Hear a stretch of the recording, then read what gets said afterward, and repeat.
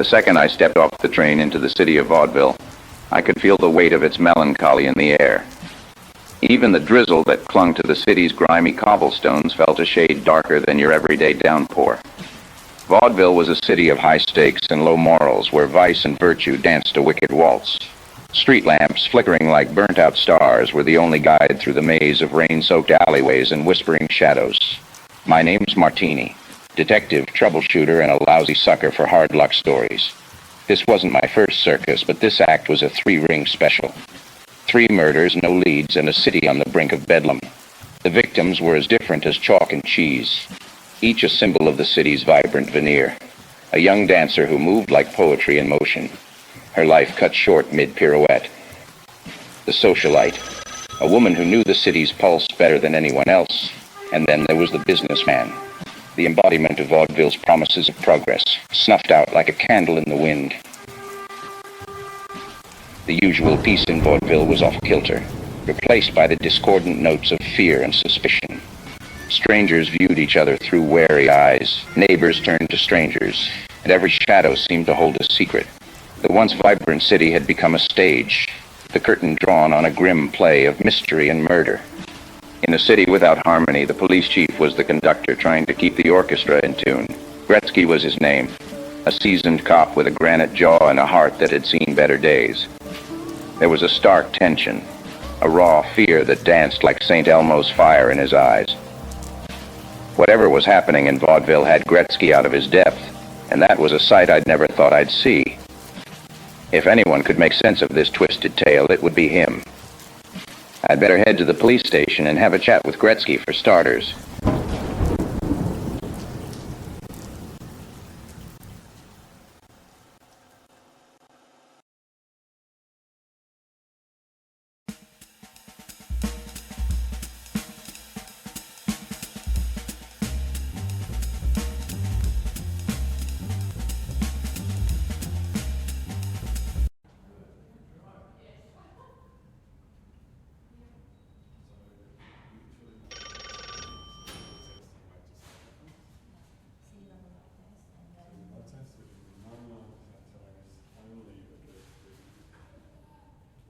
Well, it's like they say. The early bird catches the worm, but the cat's got my tongue. I'm not sure if I have anything useful to add to this conversation.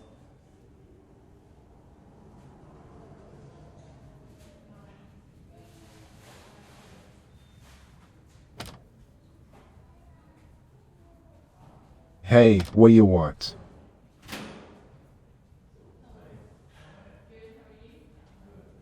Well, that depends on what you're looking for. What brings you here to the police station?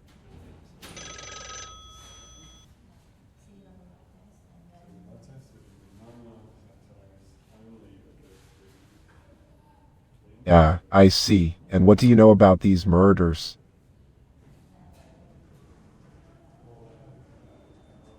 So what can I help you with then? Do you have any information or leads that could help us solve these cases?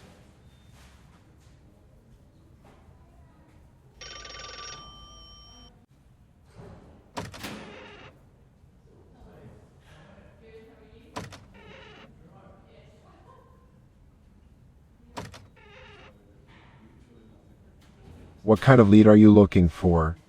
Maybe I can point you in the right direction. Are you sure about that?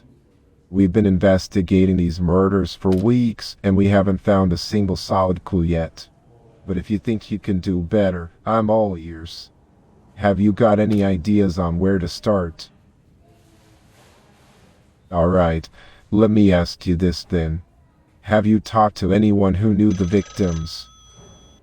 Maybe they can provide some insight into their lives or help us identify potential suspects. Interesting. Why don't you start there, then? See if you can track down any friends or family of the murder victims. They might be able to shed some light on who would want to harm them.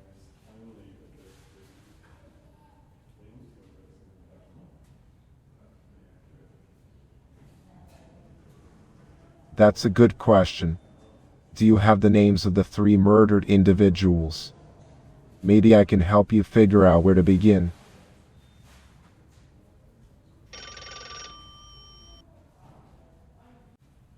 Okay, let me tell you then. 3 people have been brutally killed in Vaudeville in the last few weeks. There was Maria Jansen, a 23-year-old blonde with a Scandinavian look, who was found covered in blood outside her apartment in central Vaudeville. Nicola Grossman, a 57-year-old man known in the finance world, whose body was found outside Pascala's grocery shop. And Haley Greenwood, a 19-year-old dancer whose body was found in an alley behind the club she worked at.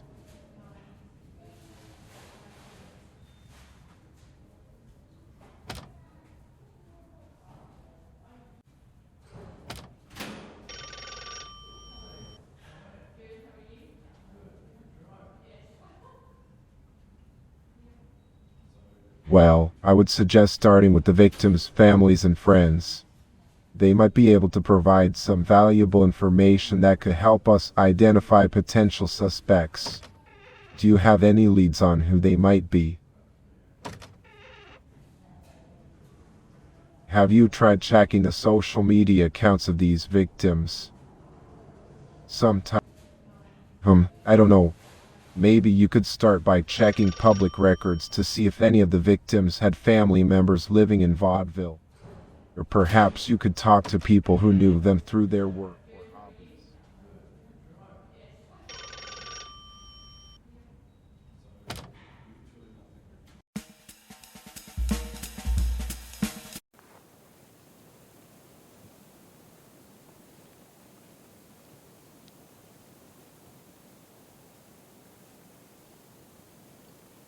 I am here to protect the Blackwoods, my dear. It is my duty and my calling. The forest is a magical place, full of wonders and mysteries.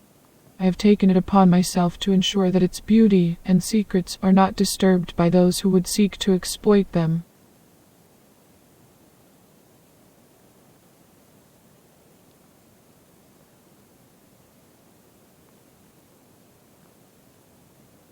Oh my, that's a difficult question. You see, time and space are like the river that flows through this wood. They come and go, and sometimes they disappear altogether. But fear not, my friend. If you tell me who you are looking for exactly, maybe I can help you figure out if they have passed through these woods recently.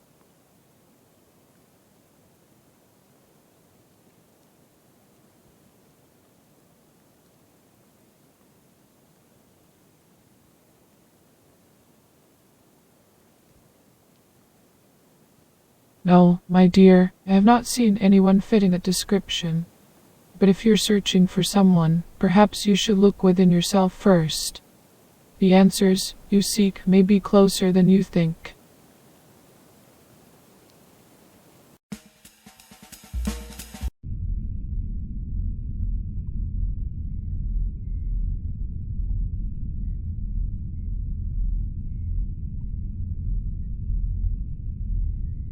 It's important to understand the mechanisms of death, Detective. They vary from person to person, depending on factors such as age, health status, and the nature of the injuries sustained. In Nicola Grossman's case, for instance, the cause of death was a hit on the back of the neck with a butcher's knife. The weapon severed his cervical spine, causing immediate paralysis and loss of vital functions. It was a quick and relatively painless death, but that doesn't make it any less tragic.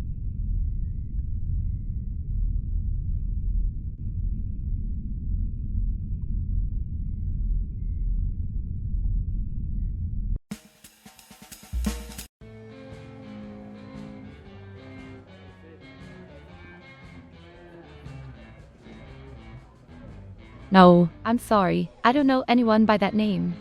But if you...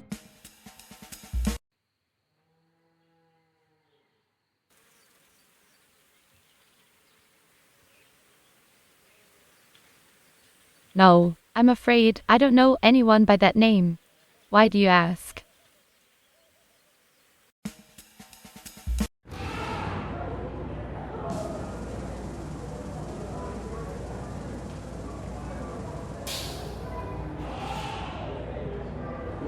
I'm afraid I don't know anyone by that name.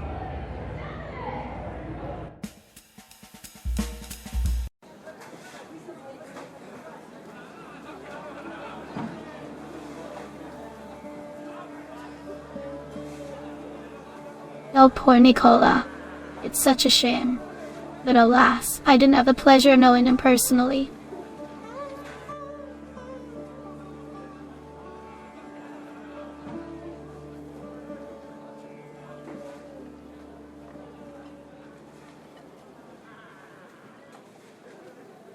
I'm afraid I never had the chance to meet him, dear. But it's always a tragedy to lose someone so young and full of potential.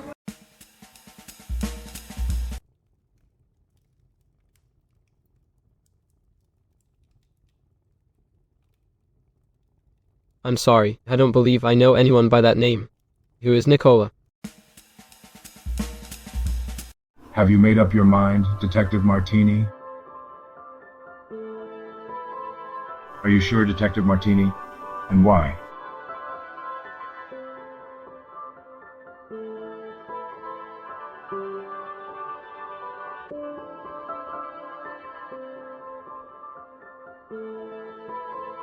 Interesting choice, Detective Martini. May I ask you why?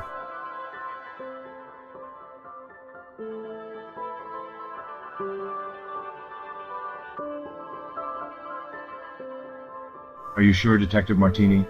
And why? Detective Martini, this is complete nonsense.